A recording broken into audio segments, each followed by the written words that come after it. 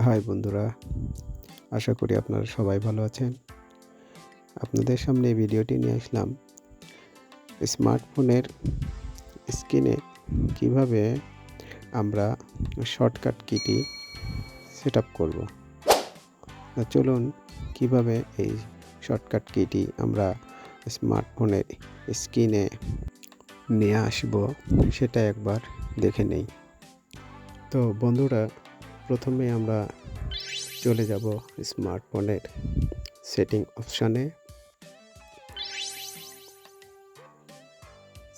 অপশানে গিয়ে আমরা খুঁজে বের করব স্পেশাল ফাংশন। এই যে দেখছেন স্পেশাল ফাংশন, এই ফাংশনের মধ্যে গিয়ে দেখবেন উপরে স্মার্ট শর্টকাট নামের একটি অপশান রয়েছে, এখানে ক্লিক করব।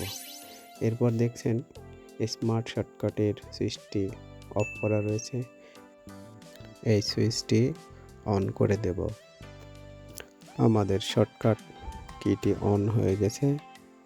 এখানে টাচ করলে আমরা কয়েকটি ফাংশন, 8টি ফাংশন আমরা দেখতে পাবো। সেটি হচ্ছে calculator, record, flashlight, switch, lock screen, back কি, হোম কি এবং রিসেন্ট বা মিনিমাইজ কি।